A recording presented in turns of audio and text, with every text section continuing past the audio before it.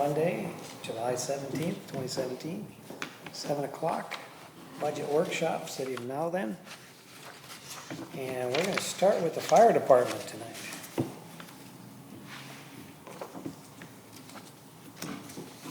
And so, Chief, would you like to summarize and get us rolling here?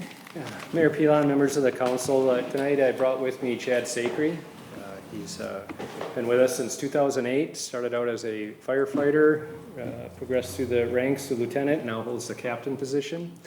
So we restructured some of our command staff, and with Chad's reassignment as captain, he's in charge of Station 3, the operations side, keeps it running well over there, keeps the camaraderie up, and he's done a great job. So I thought this would be a great opportunity for him to stop in tonight, put some faces to the names, and we've worked together and discussed this budget here. So between the two of us, hopefully we'll be able to convey what you're looking for.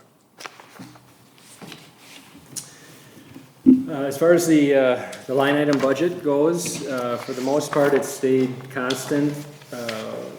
Since last year, we've had a couple of, if you notice on a couple of the line items, I think I'll just do an overview. If you've got questions, we can dive into the line items as you see fit. But a couple of the items that did increase was all based on our calls.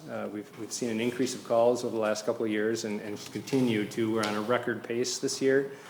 We're going to be about 100 calls over our if we continue this pace, 100 calls over our previous year.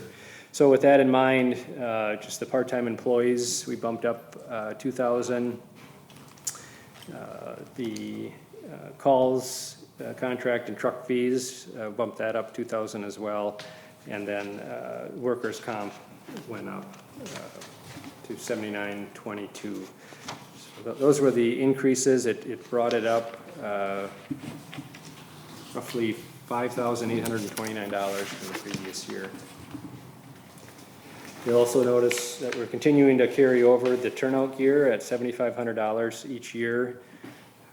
Currently, unless something happens to our existing turnout gear, we're on schedule for our next replacement in year 2020.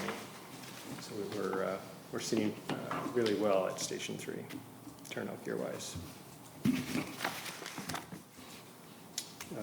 With that, I'll stand for questions on the line item. Steve, when you said that the 100 calls above, That's the projected right now. As of through the first 6 months of the year, we're at 335 calls. I apologize, I didn't bring the breakdown for Nowthen for that, but so with that projection, if it continues on that rate, obviously a considerable jump from the previous year. Of our totals were 498 for total calls last year.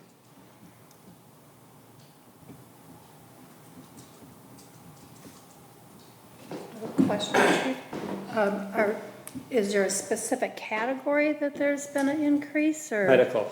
medicals? Yeah, we're just seeing trying to figure out why.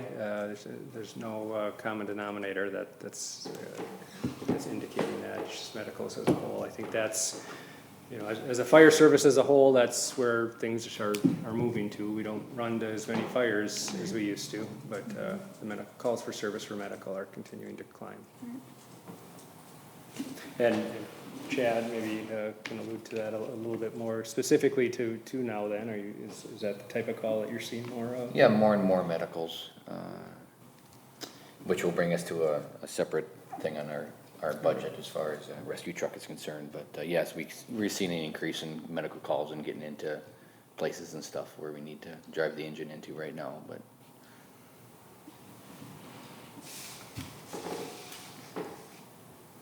it's a good thing that we don't have to get into too many structure fires, but we're ready for it when it comes.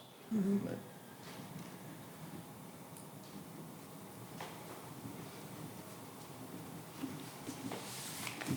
Chief, I was wondering if I noticed when I was looking at the last year's capital equipment purchase plan and compared it to what was proposed for this year, that the SCBA's moved up a year. It did. Again, with our restructuring of our command staff, we were able to have somebody assigned specific to the SCBA's and did a little more digging. And the initial years that the SCBA's were purchased was incorrect. They were dated at 2004. They're actually 2002. We purchased them for Nowthen, at the end of '06, but they were refurbished, so the original date is 2002. So if you look at the breakdown or the explanation on the SCBA sheet, I hope that you're given that. Goes into a little bit more detail as to why. That you had a picture on. Yeah, the need for the change. They have a 15-year life, and we've reached that at the end of 2017. So they need to be replaced in 2018. Yeah, just 50,000 that wasn't expected for next year. Yep.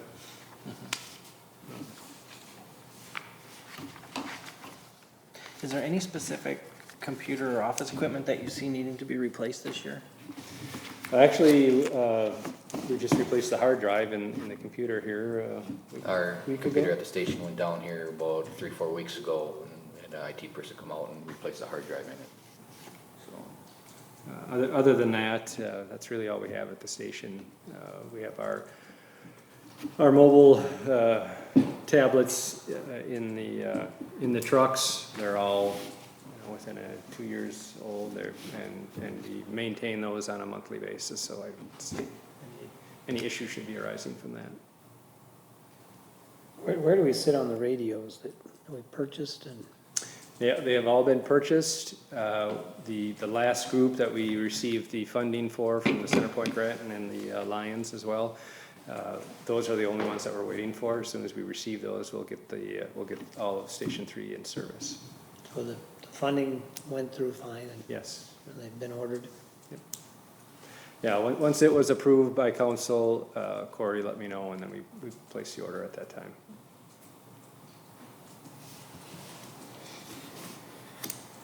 Looking at last year's actuals, the fire department administration, we budgeted 28, and our actual was 39.8. So we're over by almost 12,000. Do you think that the 30 you're asking for this year is sufficient based on last year? And I looked at that. I looked at the trend over the last 5 to 6 years.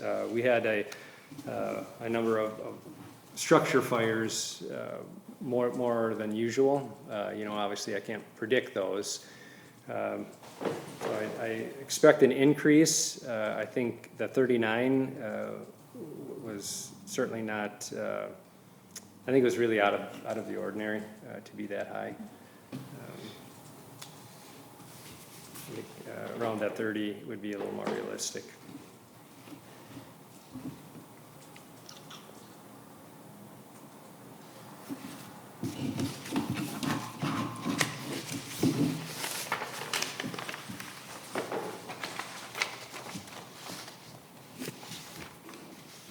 looks like we're about halfway through the year at 13.3 on the 28 budget this year, so we're right about the middle.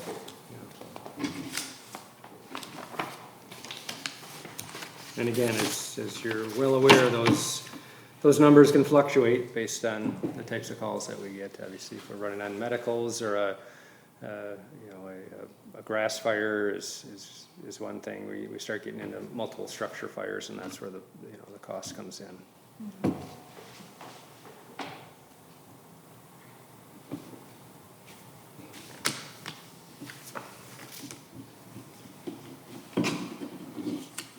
Well, the ones we're over already halfway through the year, small tools and minor equipment, we had 1,200. We're at 1,685 year to date. And you kept it at 12 for next year? The overage was 2 sections of hose that went bad. Again, I talked with Corey about that, if that was the best place to pull that out of, on an emergency replacement. Again, these line items are just for our basic operating expenses, the two hoses that failed. Again, those are kind of out of the ordinary, and we discussed maybe that should have came from the fire equipment fund. That was kind of above and beyond the normal use. We wouldn't typically see that kind of failure in the course of the year. But it looked like she decided to put it into the small tools. So that's why that we're over already on that. Yeah, I might have gone with the equipment, but on a one-time like that. where Right. Yeah, leave it's not some- a, Leave it's, some room so you don't hesitate if you need small tools and stuff later this year. right.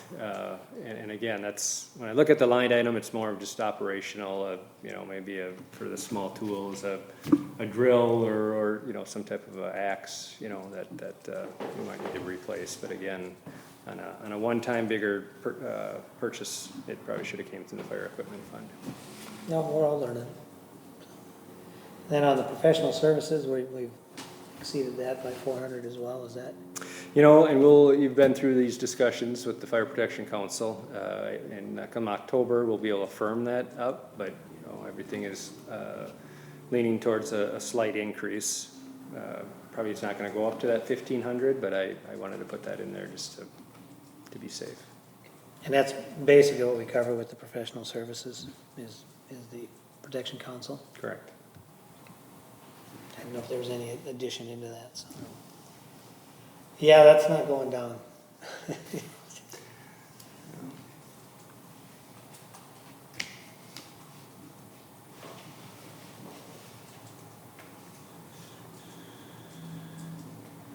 So is this going to be sufficient?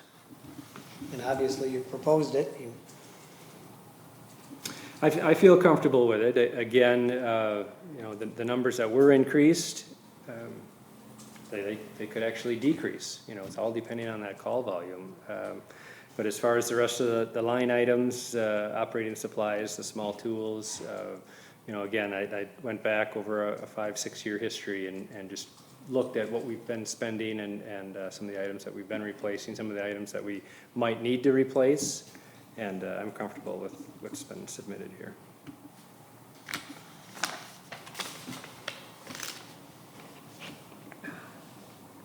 So on the turnout gear, we put that in each year, so are we maintaining an account, so when you do turn out, or are we just holding it at 7,500? Should accrue. Are we accruing 7,500 a year? Well, in our discussions last year, if I recall, we talked about that exact question. And, the turnout gear, as I said, we're good till 2020. We can get a structure fire or a chemical fire tonight, and we're replacing 3 sets. So the idea was to keep that allocated every year. If it's not getting used, we'll put it into the fire equipment fund. Now, if that's how I remember the conversation last year. I'm certainly open to sort of refresher. Yeah, if I'm trying to remember, I thought we were gonna try and put it into something dedicated to the turnout gear, because when it's in the equipment fund, we got 100,000 coming out for equipment. And we know we're gonna need turnout gear in the future. And as you say, a certain type of fire could have 3 sets due right away, so. I don't recall exactly how we left it last year, but I was thinking that the more reasonable, if we can dedicate something like that, it doesn't get used up somewhere else. Then you go looking for it, so. You can look at our staff and see when people started and it's 10 years that the stuff needs to get replaced, 10, 12 years or something like that. Right, 10 years. So when people got on, there's a pretty big hiring class in 08, 09, I think there's 5 people, so there's 5 sets of gear that will need to be in 2020, like Matt was saying. What's the cost on them? $4,500 or 2,500? So there's 10,000 right there.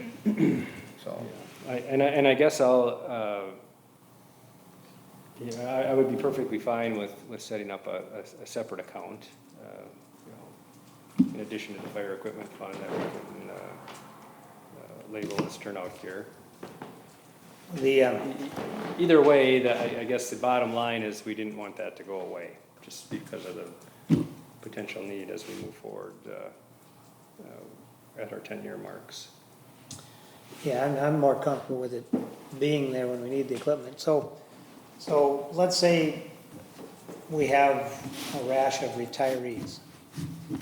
So we need to replace those. They all get new turnout gear, right? The replacements do, yes. The replacements. Yes. The new hires, yeah. So the new hires do, and we no longer have the grant to cover that. Correct. So to me, it's safer to, with turnover being more common than it used to be, and we used to expect people to be on, 10, 15, maybe 20 years. And we don't have that same expectancy with some of the new hires. To me, it just makes more sense, and I guess the council has to weigh in, but it makes more sense to have that dedicated so you don't lose it if we do have a sudden need because of damage to existing equipment or turnover. We know we're gonna have $10,000 in 2020. I just wanna make sure it's there plus a cushion, so that there's no hesitation when people need turnout gear, they've got it. And my concern is when it gets put into an equipment fund, it's gonna disappear. Whether the hoses would have been potentially out of the equipment fund, or we certainly know the capital plan that you put in place, but that doesn't anticipate breakdowns either of other equipment. I would be fine with that. I don't know how you would label that, if you would indicate it just as a turnout gear. PPE. Mr. Mayor, how many firefighters do we have? 15. 15, so you need to replace, 1.5 a year?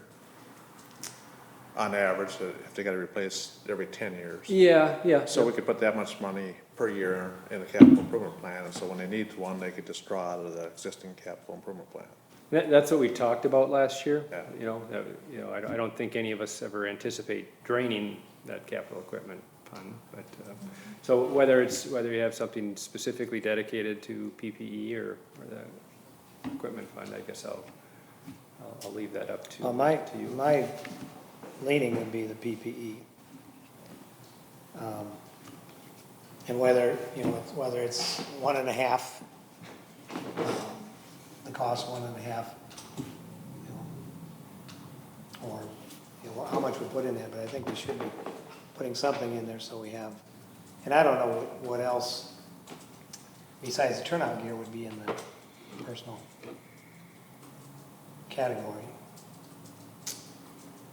Well, turnout gear, uniforms, badges, the turnout gear is really the high cost item, and that's, everything from the helmet to the coat to the bunker pants to the boots, gloves. In light of some of our discussion at the Protection Council and some of the increased risk to firefighters and the improved helmets, whether they're cooling helmets or, do you anticipate the gear getting more expensive with the technology improvements and risk assessment that's going on? Well, there's been a real big concentration on cancer initiative for firefighters, and that's part of the larger departments are purchasing 2 sets of gear. So when they're exposed to their carcinogens, that gear gets washed right away, and then they have their other set that they can respond in. For a paid-on-call departments, whether it's Nowthen or Ramsey, I think that's quite a bit to ask, in a short time frame. So what we've been doing on those gears, that turnout gear, like you mentioned, that maybe someone doesn't stick around very often. As we're washing our gear, there are certain types of calls that this replacement gear or extra set of gear that will allow a firefighter to go on a call. The gear is fitted for that individual firefighter, so they're not allowed to go to another structure fire because it's not fit appropriately. But if there's a personal injury accident, or a medical that they can respond to, they'll do that. You know, so with that cancer initiative, the things that we can replace is the hood. So we're getting some spare hoods. For those that are, you know, that's, the hood goes direct contact with your face. That's where those carcinogens are trapped in that hood. So we do have spare hoods, so that can automatically be washed, and have a new one for them. As far as the helmet, there's a lot of technology out there. It's really just in the testing stages right now. So, do I anticipate some changes in technology? Absolutely. We're going to continue to evolve. I don't anticipate anything in the next 3, 4, 5 years before we really get into something where we've got a helmet that acts as cooling that firefighter down. There's gear that's being tested that takes the vital signs of the firefighters continually, a digital readout, and then it comes back to someone in the staging area that can monitor that. That's pretty futuristic right now, but at some time I'm sure we'll be moving into higher and higher technology. So if we were to set up a distinct category for maintaining the PPE funds,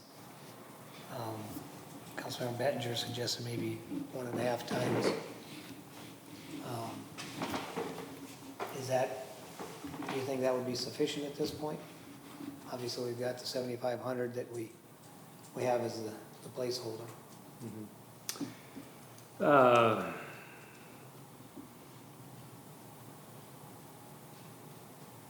mean, if we replace for it at the current rate, 7,500 would get you about 3. And so if in 3 years we're replacing 5 sets,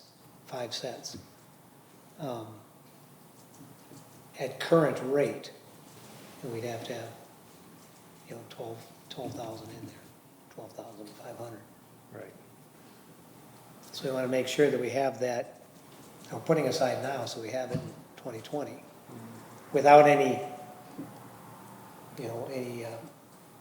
deficiencies between now and then, or deductions.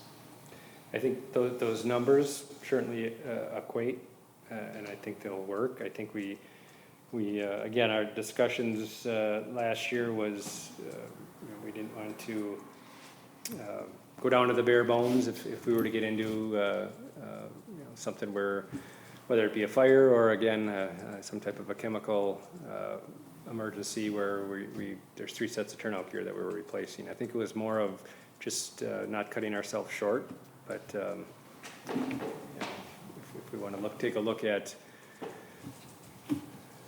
2020 and what is that? Was it 4 or 5 sets in 2020? 5. So Might even be 2019. so that's 12.5. We'll have It's 12.5 at this current rate. 7,500 a year for sure. And if we're on the 2018 budget and you're saying it could be 2019, we need to be aggressive. right. Correct. It'd be nice under the capital improvement plan if you could do an inventory of how many needs replaced each year, and we could put them under the years here, but still budget continually to make sure the money's there. Well, I can do that. We have I have a spreadsheet that indicates date of when their last set of turnout gear was issued, and then we do a monthly inspection of it, and if indicate if there's some things that we can repair as time goes on, and if there's a Velcro tear starts to come off or some of the reflective, we can get that repaired without having to a whole new set. So we do manage that inventory, but we can certainly, for your own sake, put that on our capital equipment so you know what's coming up.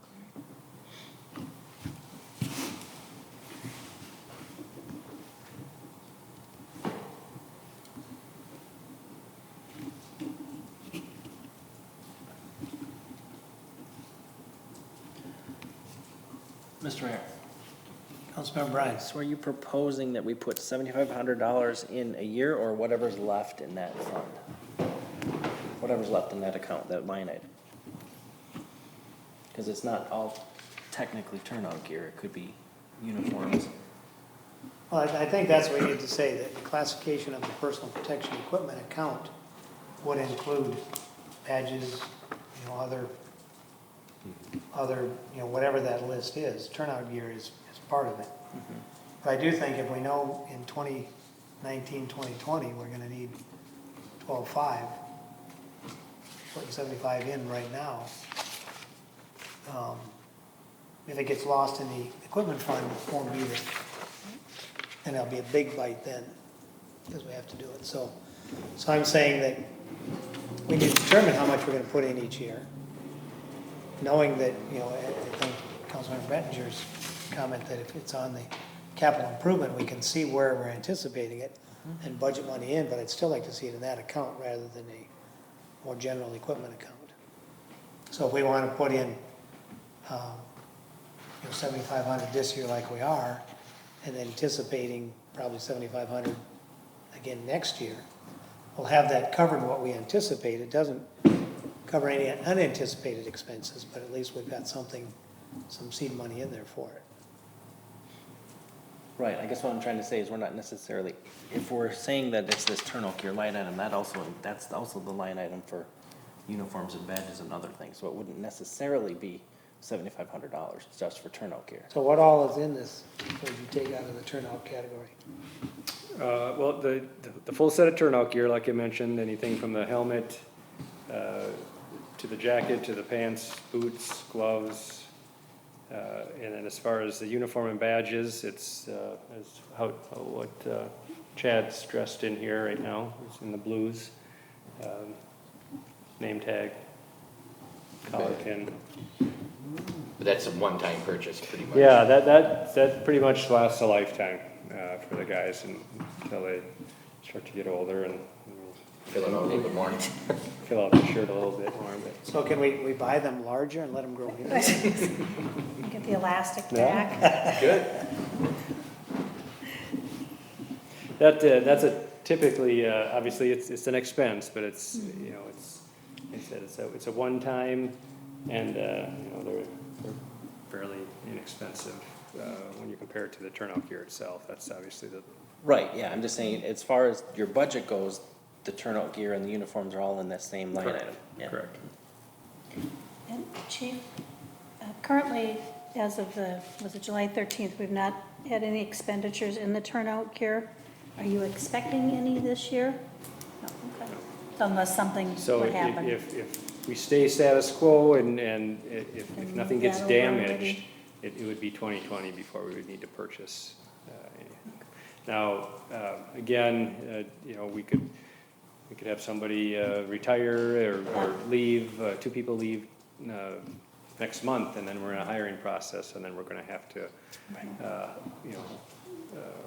outfit those two new people. So that's the unexpected. It's hard to plan. I think we've been really consistent, and steady with our current staff at Station 3. It's been a while since we've anybody, and I don't anticipate anybody. So, but life changes for people, and their job demands or their family, and so we could be buying a new set of turnout gear in January of 18. So that's why I think that's why it's important to have that money allocated for that unexpected. Just based on the fact that it is such a huge expense. In 2016, we actually spent 8,200 on turnout gear. So if the 7,500 we've allocated this year doesn't get fully spent, we roll that into this PPE account, and we allocate another 7,500 for next year. We've got the. And then we can certainly evaluate next year or the following year again, look at that account and see where we're at based on the current staff and the replacement schedule. And That doesn't mean we have to put in 7,500 every year. right, that's what I'm I'm getting at We there. got a good. But this way, we've got the anticipated cost there and the unexpected covered. And if we have the unexpected, we've got it in the fund, and we can then boost it for 2019, 2020. But looking in the future, the hiring of the 5, like I mentioned, then you're gonna have other years of new hires after that. It was pretty steady after that, where we would get 2, 3 people year after year, till we're up to the 15 now, after this 2019, 2020, 5 people. It's been pretty consistent after that for 3, 4 years, where there are at least 2 or 3 people. So, I think that's probably where that That- spreadsheet yep. would benefit, so you could look out a little bit further. Do you anticipate needing more than 15 as we grow here? You know, I think we're doing okay. We're getting good response on, you know, whatever depend, the time of day, whether it's a day call, evening call, weekend.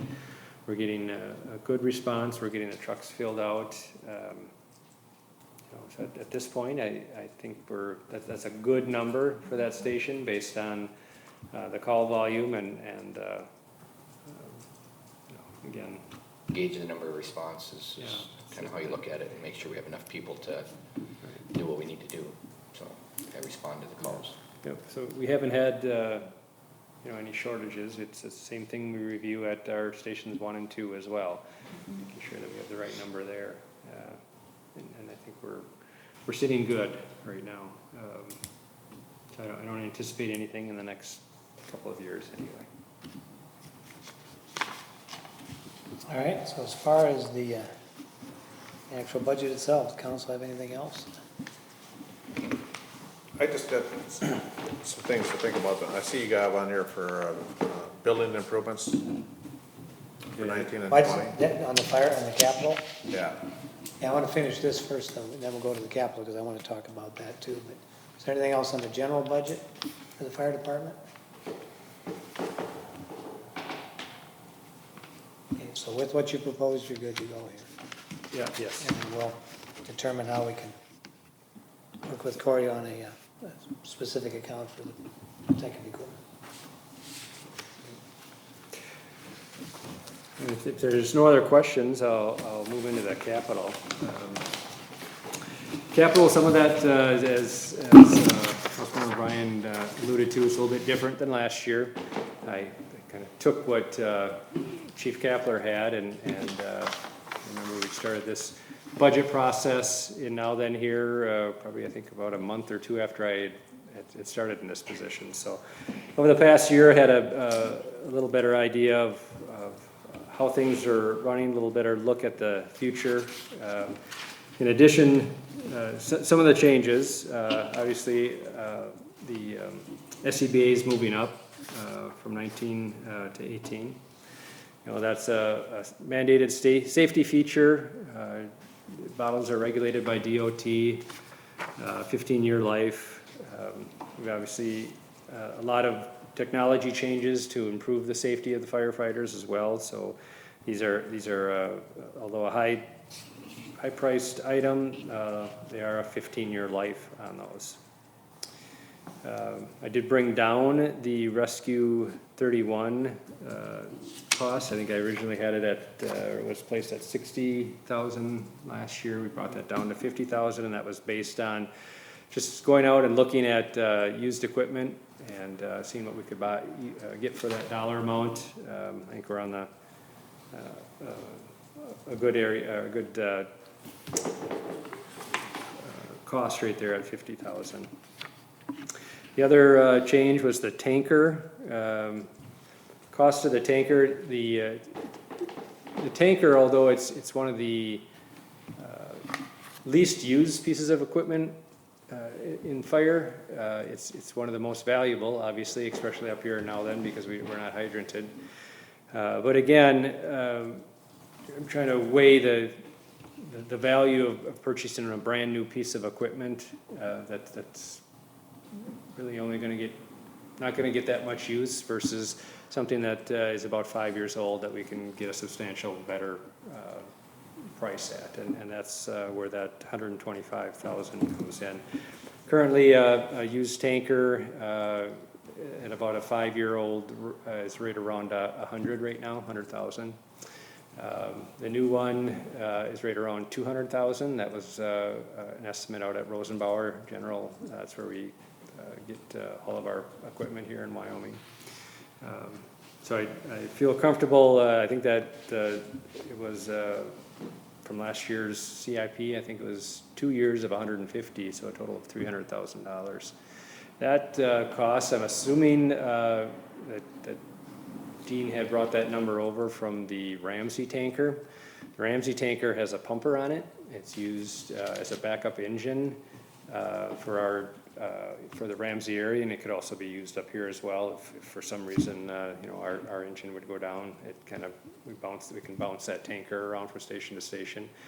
I really don't feel that that's a need to have two engines up here in Nowthen. And again, that's based on call volume and our response and what's being used on our scenes. How many tankers are there between 1 and 2? 2, there's one at each station, but the And one of them is a pumper as well?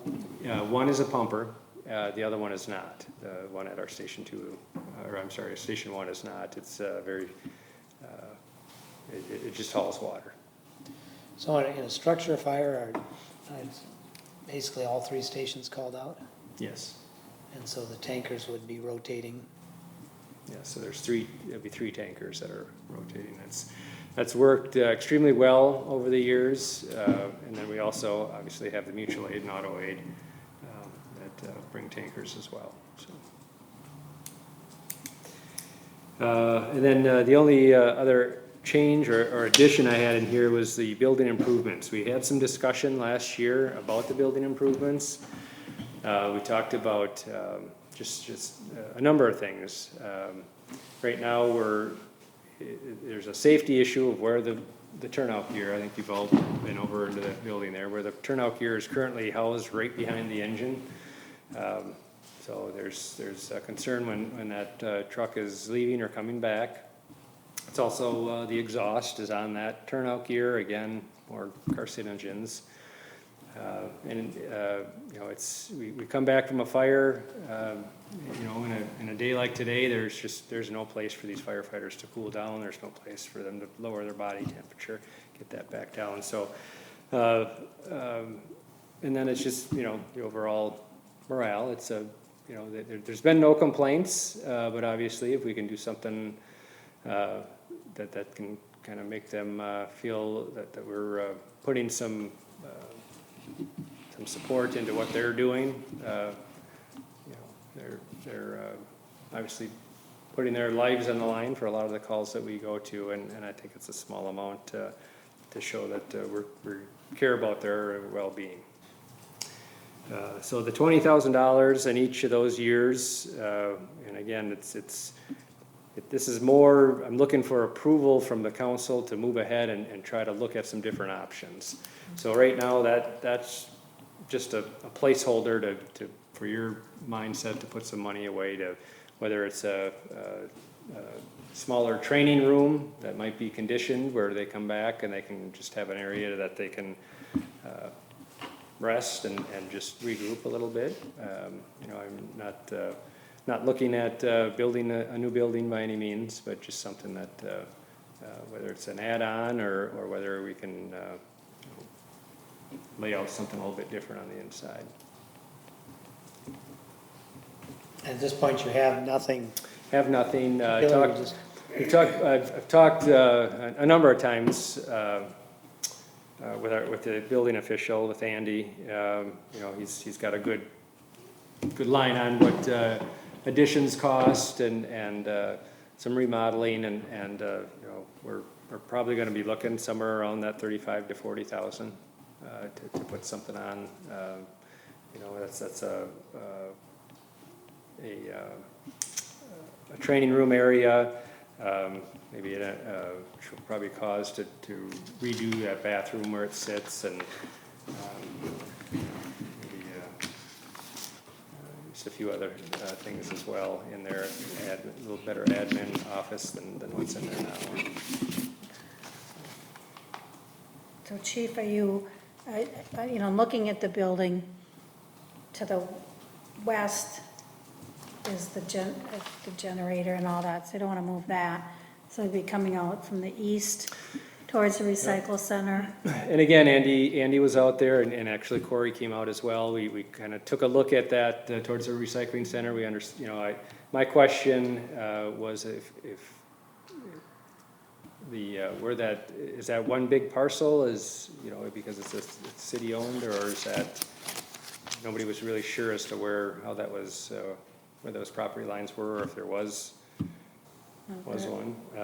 So that was one issue, and then how often and what kind of equipment they come in on that west side of the recycling center, what backs in there. But so that extension or addition certainly wouldn't be the whole depth of that side. We're looking at about 50% of that depth, and then kicking that out east towards the recycling center.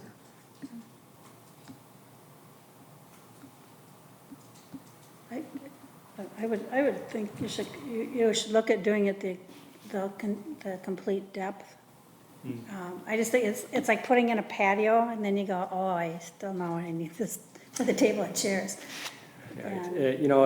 It's by doing it, and again, without getting the firm numbers in front of us, I'm going by just Andy's experience, and he's guessing, start including some plumbing, the electrical, and some type of cooling for that. He's thinking about 50% of that back. Okay. If we can do the whole thing, absolutely. And we lose parking, though, that's another problem, too. We're We gonna lose some parking, yeah. So, so. We do, we talked about this before, and I think if you're gonna do it right. And the parking that's right there where you would be expanding, you would lose. And we do have to have access to the west end of the building to pull our containers out. But you would have parking on the north side of the recycling there. That lean-to that we have in the recycling certainly could be designated fire parking. It's not that much further over from the door, but. No, when it's, sometimes when you talk about this, you're referring to the here and now, and well, we're right here, right now, but if you, as far as your distance from the front door, but if you look at our other stations, there's a little bit of a walk as cars start lining up along the way, and that's certainly feasible, I think, to be able to park on that. And even if you went to recycling full center. depth, as Councilmember Rainville suggests, you've still got the area in front of that addition To the that you street. can park and Right. still get the trucks in and out, so. Probably go 3 deep there, 2 or 3 cars deep, and Yeah. then parking. That's kind of what we do now, we just kind of all pile in there, and Yeah. No, nobody's leaving till the call's over, so whether you're first in line or third in line, doesn't matter. doesn't matter. Well, I think it would certainly, the numbers seem a little low. I'll defer to the building inspector, but I know we looked at putting on an addition to the recycling center without air and without these things, and we're, $80,000-$90,000 to do that. And that's, when I initially started these conversations with Andy, I thought to do with what I just explained, that 50% kick out with a training room, and obviously we'll have to do a little bit of plumbing and electrical. I was thinking somewhere in the neighborhood of 60. And he kind of talked me off the roof a little bit and said somewhere between 35 and 40. So until we get those firm numbers in front of us, again, this is just put out there for a placeholder and more of a discussion topic to get some feedback. Well, let's discuss, as a council, do we want to engage further discussion on this to see what is possible and what's feasible from budget-wise, so for coming years, we have some plans beyond this? And we've got the big one we gotta save up for is the tanker. So we're gonna be putting money aside for that, but do we wanna engage the chief to pursue it? See what we got for cost and what's realistic? I think he's already agreed to do that by putting a item in the capital. Well, yeah, improvement plan. he's asking for, you know, do we support that, right? Correct. For us to just pursue looking at numbers and moving forward with something. I think if we do the addition on the recycling center, a lot of that stuff that's stored outside in that end would no longer be there, it'd be on the other end of the building, which would give them more room for parking. Oh, you're gonna go to the recycling center the other way, Coming this way. coming this way? Yeah. Oh, okay, yeah. If that Yeah. happens. That happens, the area we concreted to the east of the building, we'd be coming that way, and we'd fence between the recycling center and the garage here for inside storage, or Okay. outside storage in a fenced area. So the recycling center's only gonna grow this way, and potentially to the north if we have to. But we don't see it going west at all. And some of the stuff that is stored out there, as Councilmember Bettinger says, would be contained indoors rather than be left out with the addition. What we're looking at is becoming a full-service recycling center, so we'd be taking mattresses and carpeting and a variety of things that we don't currently. Legally now. instead Legally, of, yeah. Instead of just dumping Instead of just being dumped on us. Dump and runs. I know that I've been up there several times and there's been people working on that big tower out here with big trucks and stuff too, so I don't know if they need a right of way for that or how much they need for that Yeah. tower. So that'd be something to look into. Well, too. I would say that what I've seen, they don't really typically go beyond the fence to the west. We still always want to keep that area open to the tower gate. Yep, But I think that if we're gonna do this, it certainly seems reasonable to look at an addition that's full depth. yep, And maybe there's an area just inside where people can come in and be out of the weather before they get into the full service area, we already put our turnout gear and cooled. stuff. But I would like to see the turnout gear put somewhere else. Yep. And I've always said that a place that somebody come back and shower up, Yep, cool down, a place you can have a decent meeting. As you're recruiting new people, that's gonna be part of it too. yep, you know? that's a great point there. That's part of what we try to do currently on our trainings is rotate. And it, that way creates some buy-in and from each station that they're part of it. We're not always at one station, so, but it's becoming increasingly difficult to hold any type of a training or a meeting up here. So I think that would go a long way. I don't see it matching what you got at one or two, but no, No, and I I think we don't- could go a long way to improving what we have. Right, and I don't, certainly not, I don't think anybody's looking at that or expecting that, and as I mentioned before, these folks that are at Station 3 aren't complaining about what they've got going right now. No, They enjoy, and I don't want it ever said that we're doing it because of complaints, but I do think as far as retention and recruitment,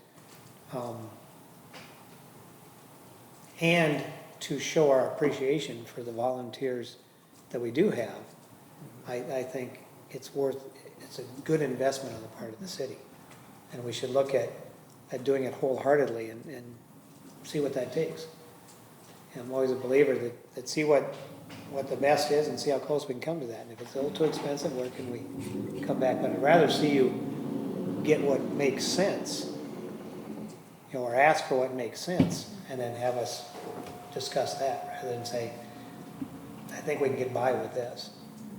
So I'd rather be a little aggressive on this and see where we can go with it. Again, after we put you through the ringer last year at the budget meetings, I'm sure you weren't anxious to go step over it. yeah, right. But I do think that, and again, the council, feel free to weigh in, but I think we say we value our firefighters, and I think this is one way of supporting what we say. I Tangibly. agree. I'm pretty close with the staff and the people, all the firefighters that we work with, and, I laid out there, we talk about what the budget and stuff is a big department of what we need and what you'd like to have and where we're going, and, it got brought up, well, do we wanna do a little bit of an expansion, or do we need a rescue truck before that? So we talk about that kind of stuff, and the consensus was that they'd rather have a rescue truck right now because it's really difficult to drive an engine into a house with a road that's 4 feet wide. And then make room for an ambulance, and it's, So let's talk a little bit about that rescue truck then. So that's on for 2018. Sir, I just have a question, comment too, as far as the addition. The other thing, to go the full depth, one thing I'm looking at is your open utility area, the washer, the sink, things like that. I think it'd be smart to have those in a room themselves.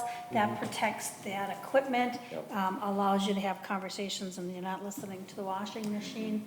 I mean, a bathroom that is more usable. There are times when there are residents there, during your open house in the fall, residents are there. If they are going to be using that, but just the own firefighters. And I'm assuming there's many times that firefighters are there doing something when they're not working, and their families with them, and there's a nice place for their family to use the bathroom, things like that. I think that's important. We try to keep the bathroom as clean as we can, but it's pretty grungy. It is, I old. get it, yeah, I get it, but that's anytime you can have. Service information only, no response this time is needed for Nowthen County at 1951. Thunderstorms. That big gray one we see coming Severe out of the weather's north. coming in here. Yeah, I was saying when it came in, it was right here. You could see everything dark gray up this way and nothing this way. It must be coming out of the northwest. But isolating those things. Yeah. Very similar to what occurs at our Station 1 and 2, again, certainly not to that degree, but the general idea of separation, and Yep. so that's what we're looking at. I like the idea of the ability to meet at each station and if, I don't know how often at 1 or 2 that you have community meetings that aren't fire related, but it does give us another public facility here in town that Well, we could have be scheduled our differently. seniors meet at our Station 1 every month. They have their monthly meeting there and gather and presentation, and so we could certainly open that up as well for here. I know Nowthen Alliance probably is the main meeting place, but. Well, again, council want to weigh in on it besides anything addition there? We encourage them to think big, come back with some numbers that's reasonable, and we appreciate that, they have an opportunity to expand the building or get a rescue truck, and they chose rescue truck, and again, it shows the hearts of the types of people that you've recruited, so. Anything else? So we're in agreement that they should pursue and give us some numbers for future? Okay.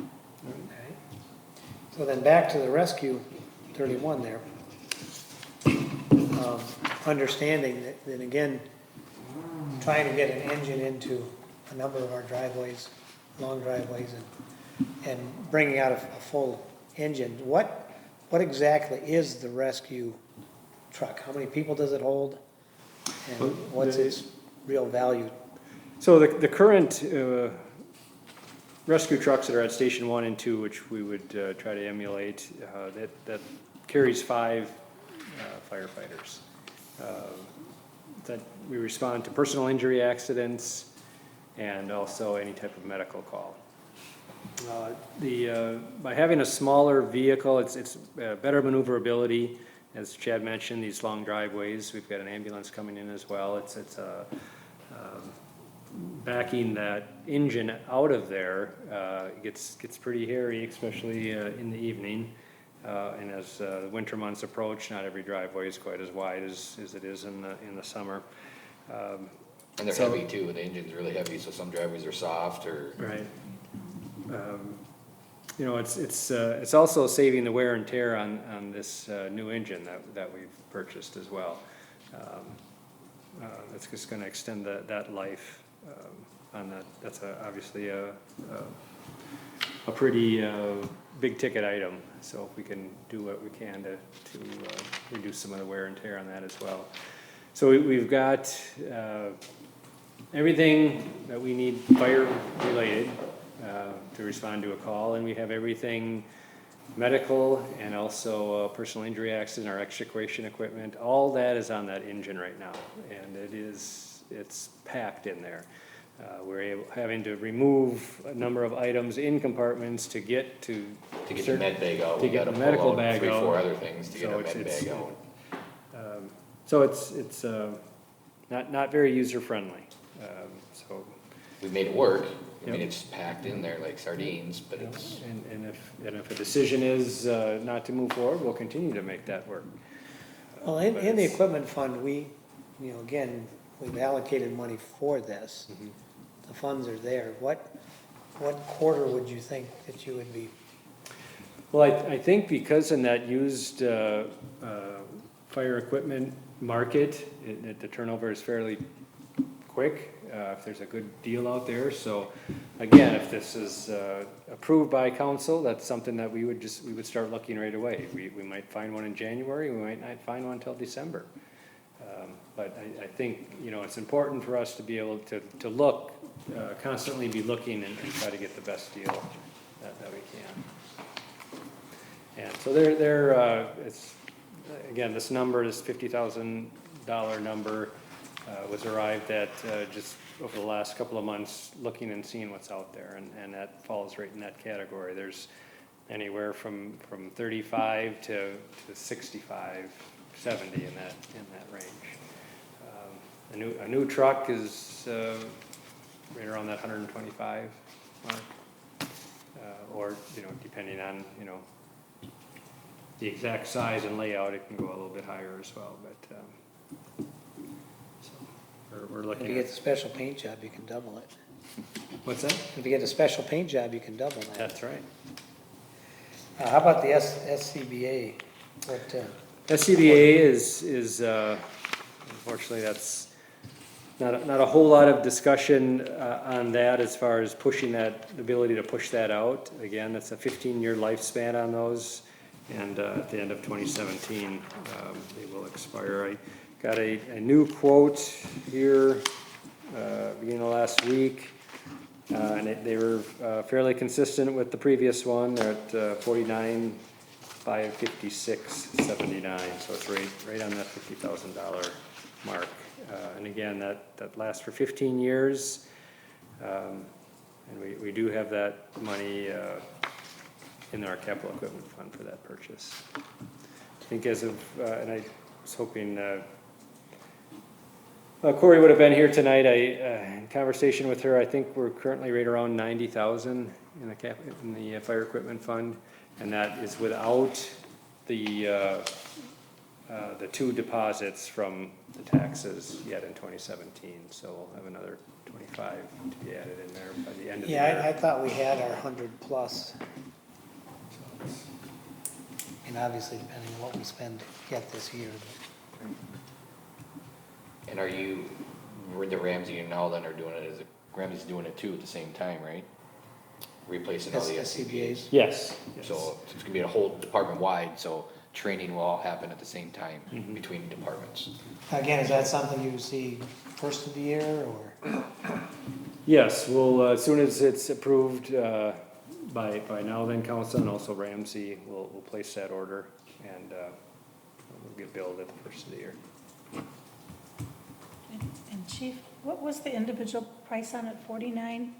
Or was your saying 49,000? The total cost for, that's as you look at the picture here, we've got our mask, the harness, and the bottle. We also have the charging, a couple of the recharging battery stations, and that came to $49,556.79.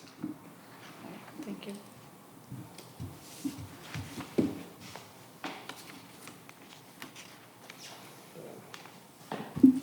In comparison, just for interest purposes, Ramsey's was 172,000. And this is for 15 of them? No, these are, it's for 8. 8, okay. So it includes the 8 packs, 14 bottles, so the 8 bottles that are in the pack, and then we'll have 6 spare to swap out. And then the 15 masks for each individual firefighter. Okay, that's right. But obviously, respond, not everyone has that role of going inside and needing Okay. the tank. I'm just trying to figure out where I had the 15 from. Yeah, that was the 15 masks. All right, thank you. Because again, those are sized and fit accordingly to each firefighter.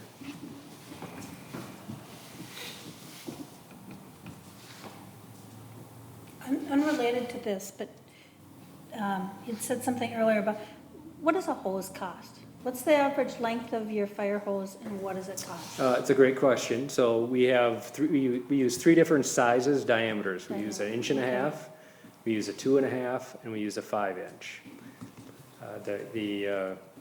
Educate you here a little bit. The 1.5 inches are considered hand lines. That's what we're typically using when we're going into a house or for a car fire, something where that's more manageable for a firefighter to handle. On a larger structure fire where we need more water, we'll jump to that 2.5 inches, and that's a two people need to be able to be on that line. And that's you're not really moving that around. You're sitting in place and you're just letting the water flow. More defensive attack. Right. The 5 inch is our supply line. That's what we're feeding our engines. That's what is coming into the pumps on the engines, and that's what's being distributed into our hand lines.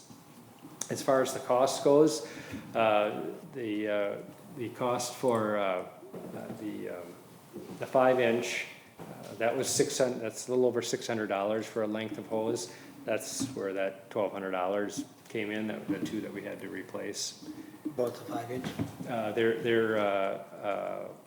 The length is 100 feet. 100 feet, okay. 600.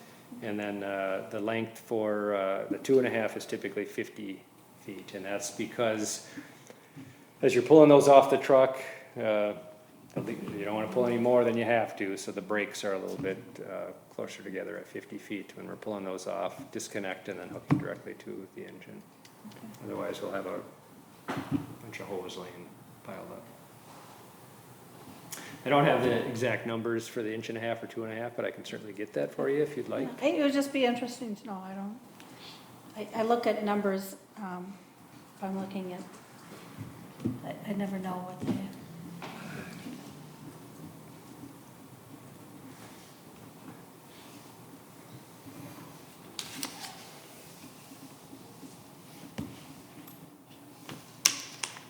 And the SCBA compressor's good for another 5 years? You know, well, we don't have one at Station 3.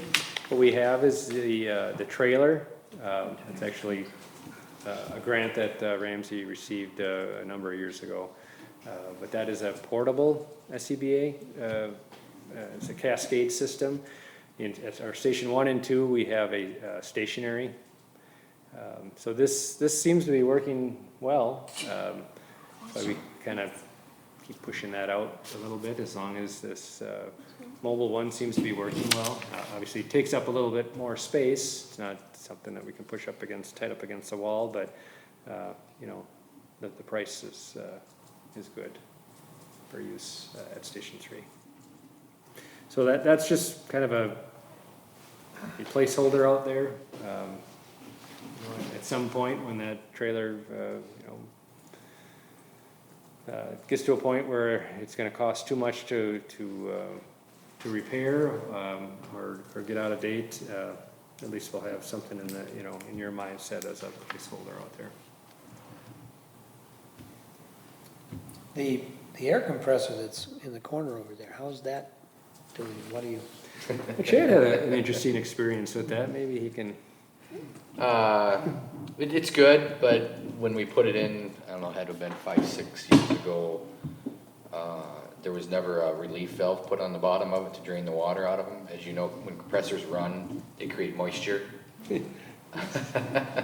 And that's continually running because it's hooked up to our engine, filling our engine up with air for the brakes. And well, I'm like, well, nobody's ever drained it. Let's put that on our duty schedule to make sure we get that Get drained. some moisture in our.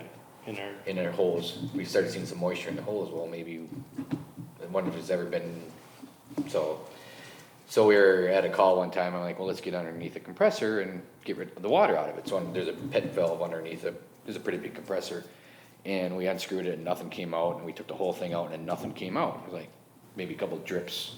Like, well, there should be lots of water in here, right? So one of the guys was walking back to the toolbox to get something to put up there in case it was clogged. As he was walking back to it, it let loose, and there was probably 5 gallons of water that came out of that thing.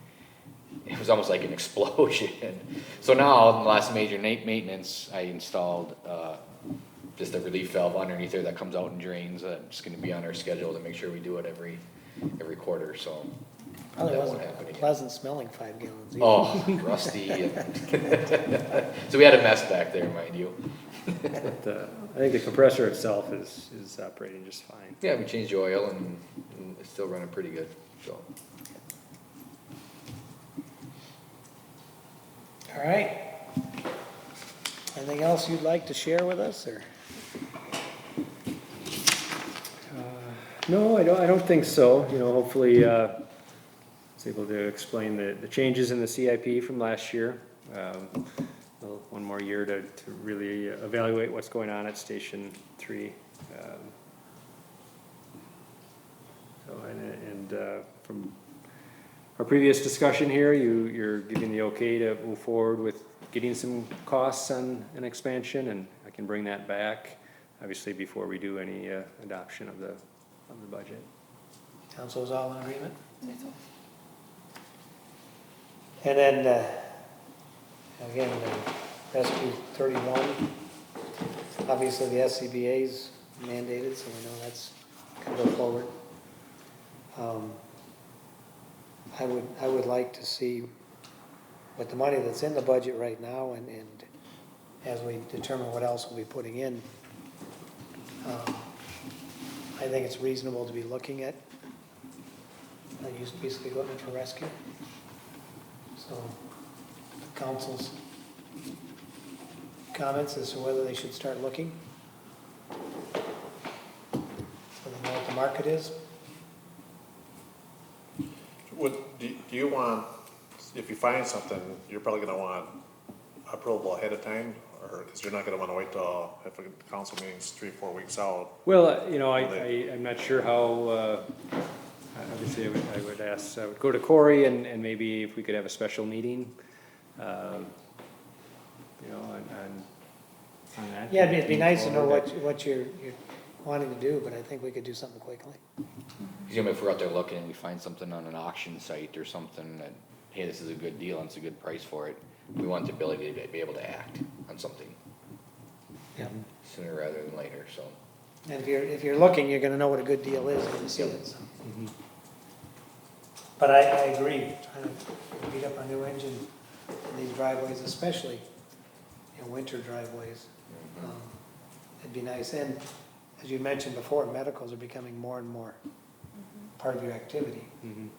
It's better to be able to respond to what we're seeing in this area. I'd love it if we didn't have to bring the engines out at all.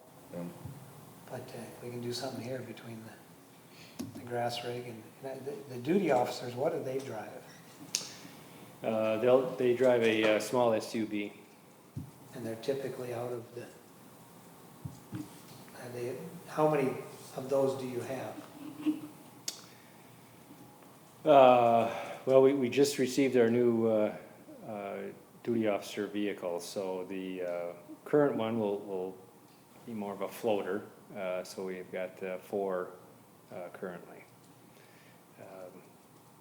So those rotate, or the one duty officer truck will rotate depending on who's on call that particular week. It does spend a fair amount of time up in Nowthen, though. I think there's 3 of us officers up here that get shifts, so 3 out of the 9 duty officers, so. And do you find that effective in keeping the cost down? Yeah, oh, absolutely. You know, those duty officer calls, I think we had 161 last year, and again, I don't have that breakdown for Nowthen. I can certainly get that for you. Those are calls that we're not toning out a station or multiple stations for, it's quite a reduction in cost. And those are fire alarms sounding, but no signs of smoke or fire. It's CO alarm, an illegal burn. All those are reducing not only the cost of having firefighters come to the station, but there's always obviously a risk. They're getting in their car and driving to the station, and then they're going to get in a piece of apparatus and drive that out. So we're reducing all that,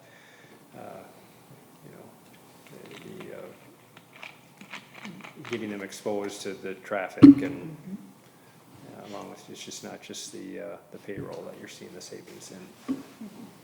To expand on that a little bit, the duty officer, even on like a regular fire call where everybody's toned out, the duty officer's coming out of their house, so they're getting to the scene quicker and sizing it up. And we may not even have an engine come out of the station if we don't think it's necessary. So that's saving the engine from even leaving the station ahead of time. So instead of coming to the station and going, they're going right from their houses with the duty officer truck.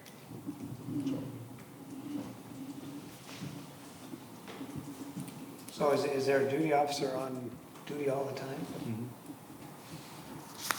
Or multiple, as you got 4? Well, we, during the day, there's 2, the fire marshal and myself.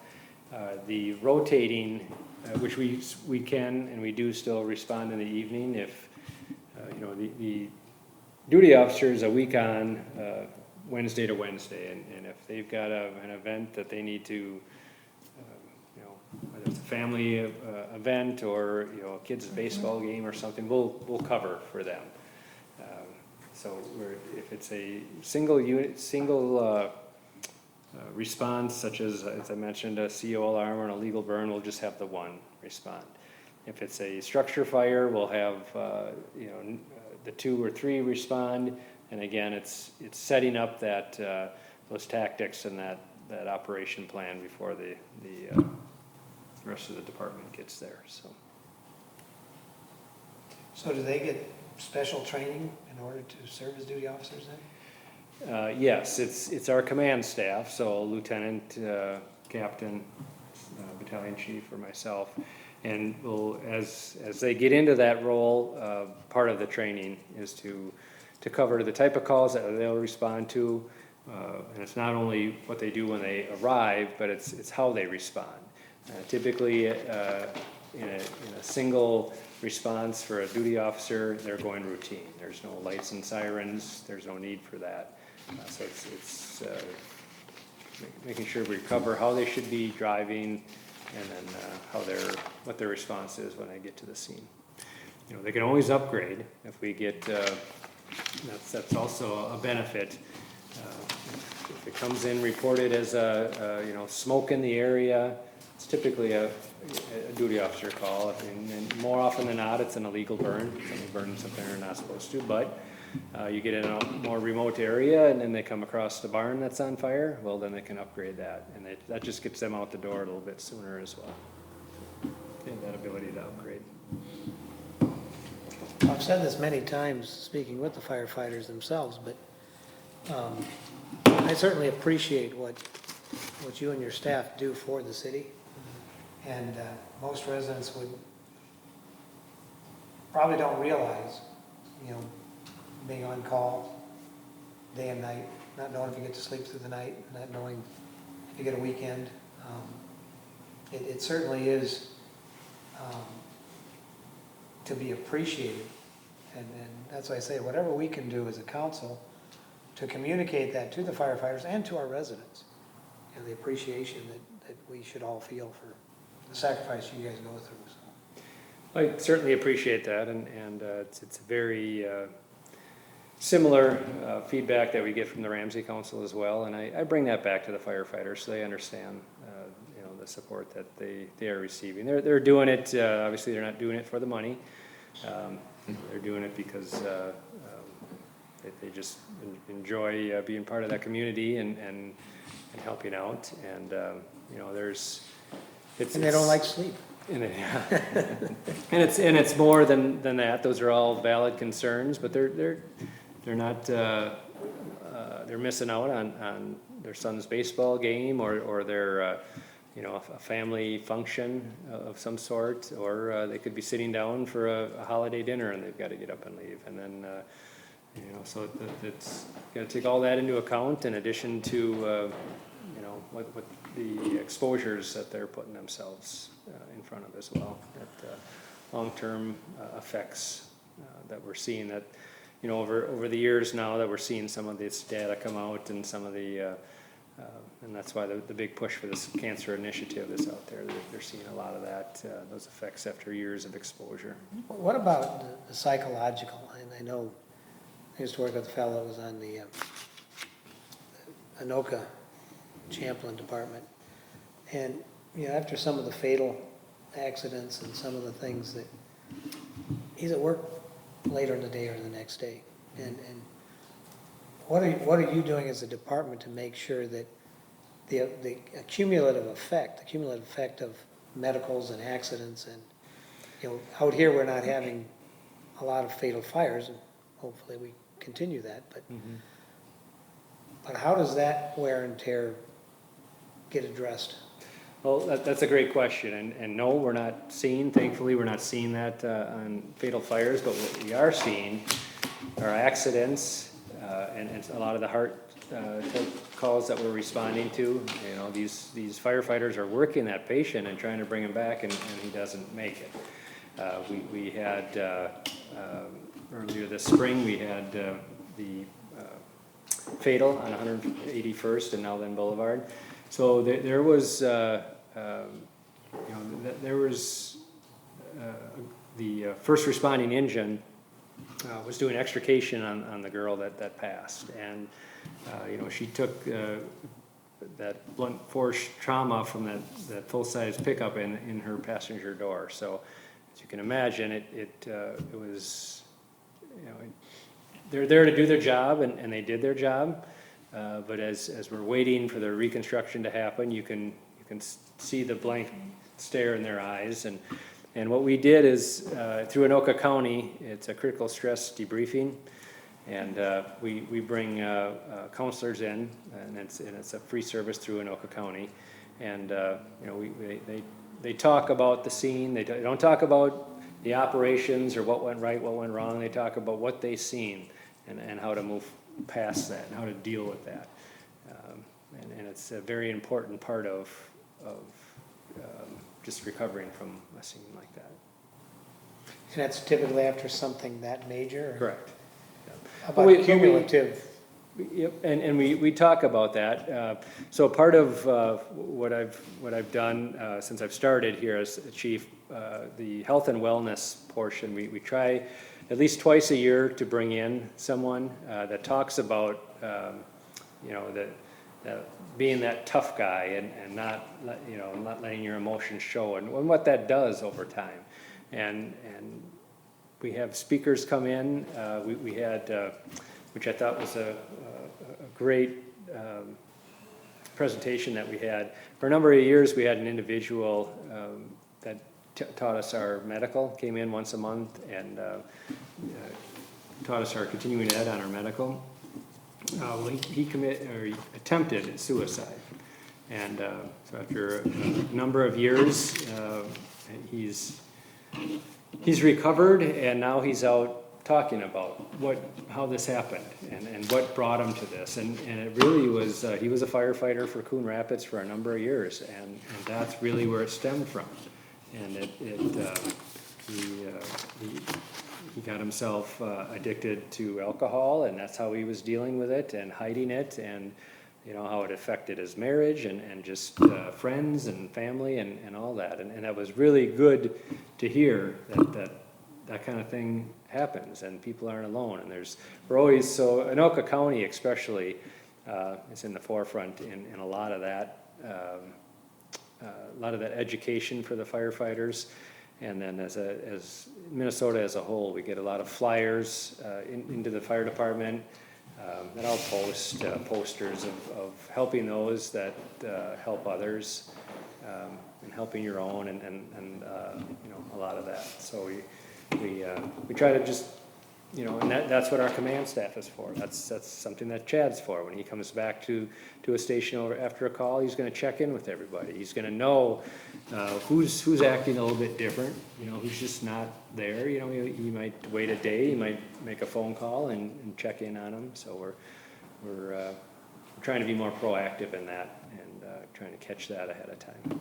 For example, that fatal that he was talking about, I made it my job to call each one of the people that were at that scene the day after, just to make sure they're okay. And they really appreciate that kind of, so you can see if something's really bothering them, you can get them some help or lead them in the right direction, but it was pretty traumatic, so. We do have the employee assistant program through Ramsey as well, and that, again, that information is hanging at the stations for them to use in confidence if they need to do that as well. Is that available to all of the Ramsey firefighters, including Yes. Station 3? Yes, yep, they are employees of Ramsey as well, are considered employees of Ramsey as well, so. Okay. All right, anything else from the council? I just want to bring up one more thing that I would like checked out, and we don't need anything today, I would like to check out a well system here for the city of Nowthen's Fire Department, and not only a well system, but a filling station for the tankers, so that we can serve our community a lot better instead of running down to Ramsey or way over to St. Francis, up where we get our water, especially for this northwestern part of the city of Nowthen. I think we could lower our insurance rates and our fire rating. We just have like a little holding tank right now for even our sewer over there too.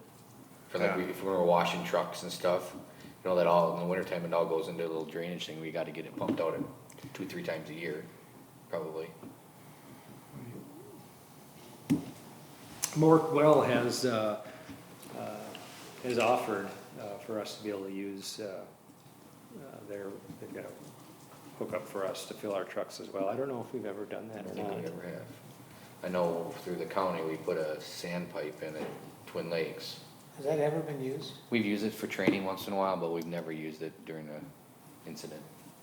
The issue with that is, you know, you're having to dedicate an engine there. We've got to pump it out. It's gotta be pumped out. So, and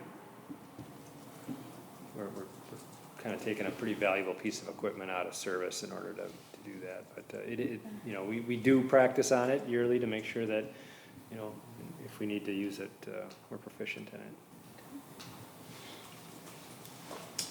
So you were talking about the holding tank there for the wash down.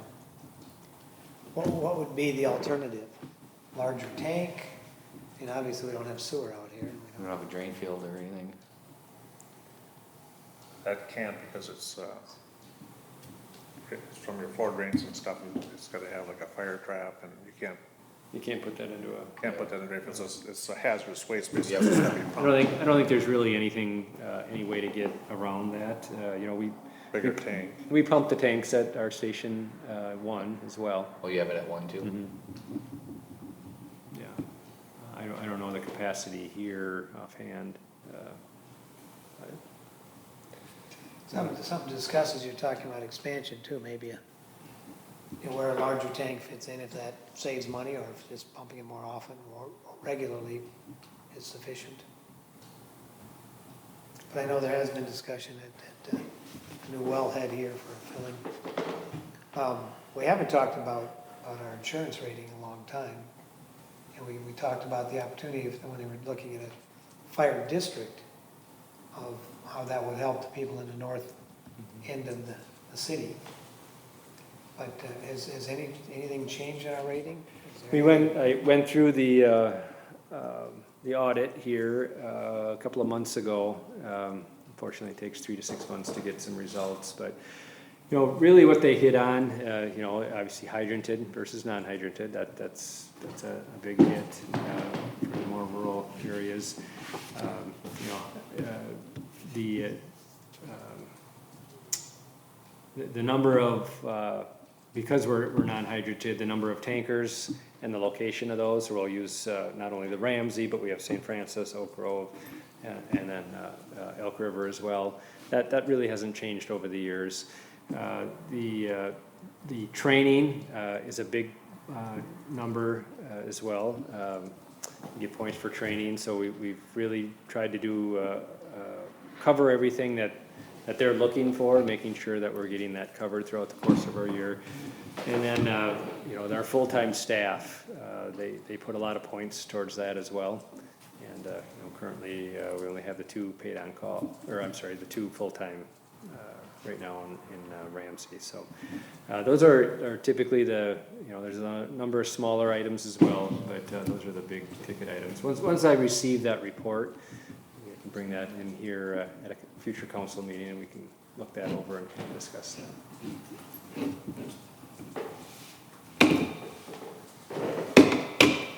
something we could talk about at the fire board as well. Correct, which I'd like to schedule something, off topic here, but schedule something in August if, that would work.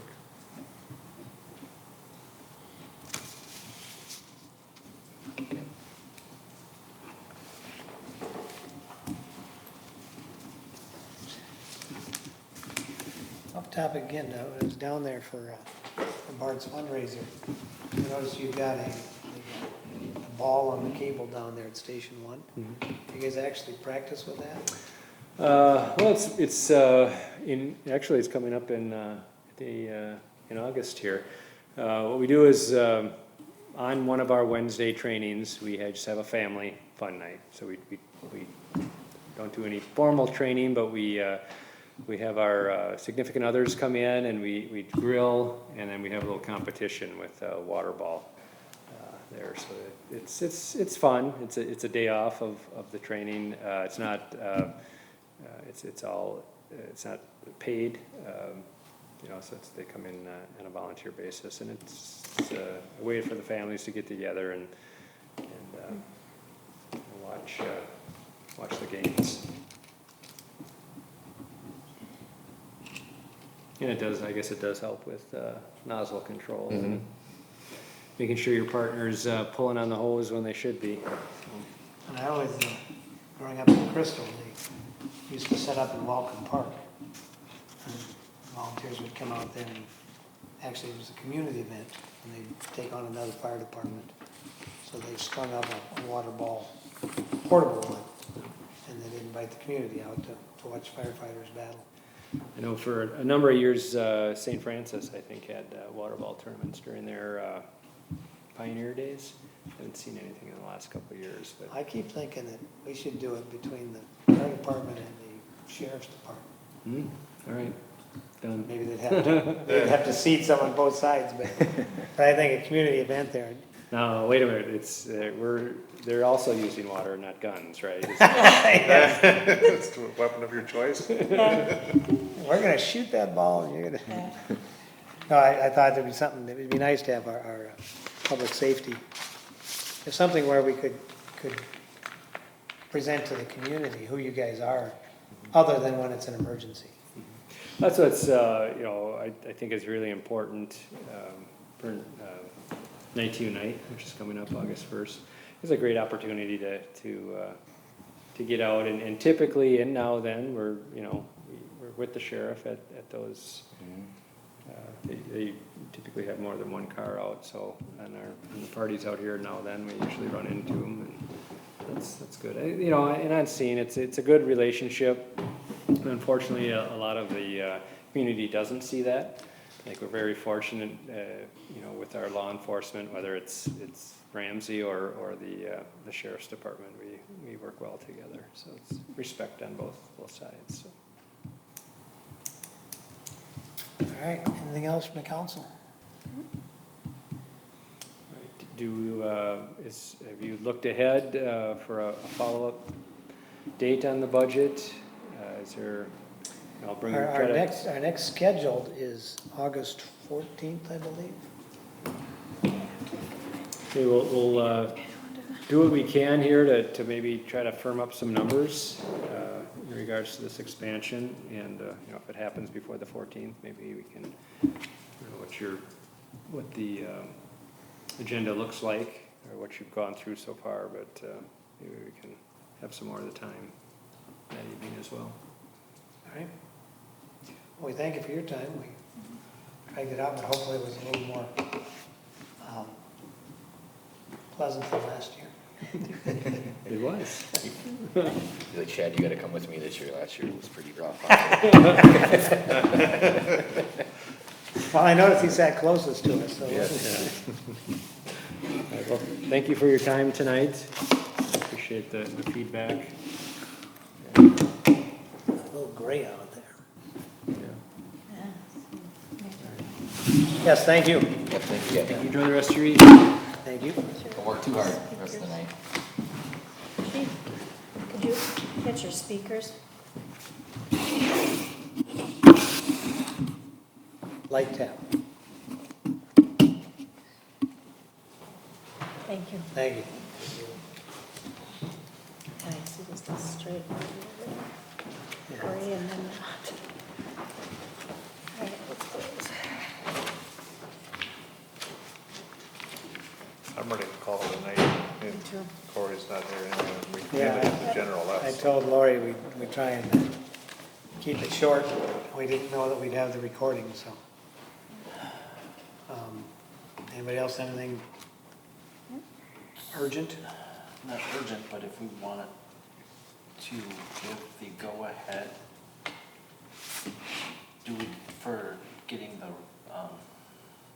rescue truck, do we want to add that to the agenda now? Well, I think, again, with council here saying that they can start looking. But it's in our 2018 budget, so I don't think we'd be spending in this fiscal year. But if they can be pricing them out so they know what they're looking for, and they're ready to jump when they can. If we approve it, they're ready to go 1st of January. I mean, obviously, if they see something just before that, and we know the money's approved, kind of like we did the radios.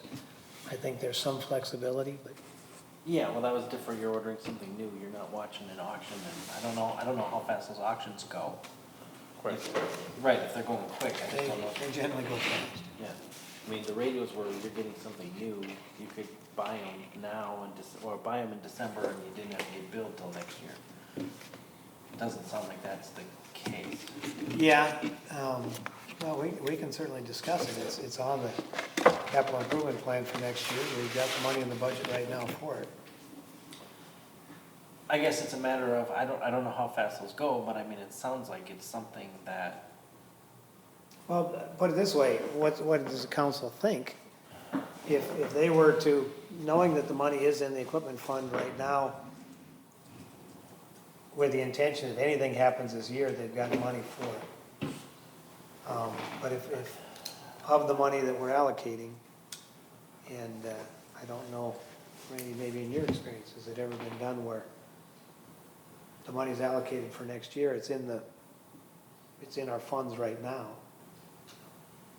I think Dan's right, it should be on our next agenda to discuss, and then we can decide how we want to move forward with it. I mean, if we want to, if they find something now, and the money's already there, there's nothing just saying that you couldn't buy it now. the reason I'm thinking of it, I'm going, okay, I agree, driving a Super Duty truck in and out of driveways is certainly a lot easier than the big rig.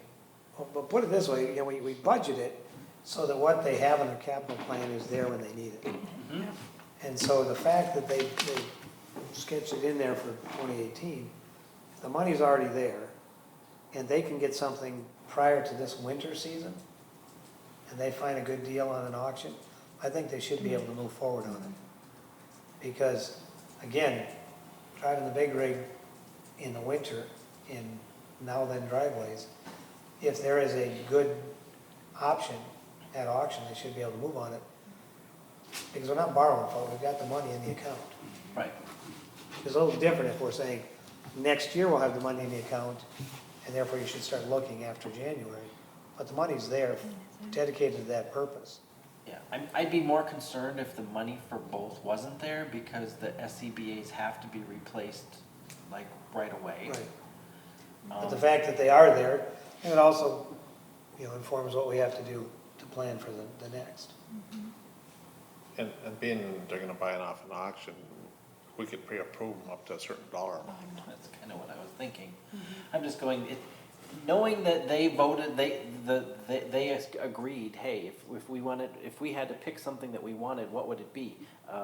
You know, rearrange, expand on so that we can have a better facility at the fire station, or get the rescue unit. And knowing that they said the rescue unit, you know, I think. And the people who drove the trucks up the driveways are the ones that voted for that. And when they did that, they had that fire across the street from me, and that's a long, long driveway. And they actually ran hoses, they put their dump tank down by the road and ran their 5 inches all the way down. So they had a bunch of different trucks hook up, because the one truck that got down there to fight the fire was gonna have to, if they couldn't turn around at the house, we're gonna have to back all the way down that driveway. And it's probably a 1,000-foot driveway anyway, and it's not straight. So yeah, I think we should address that at our next, we can even address it at the next council meeting.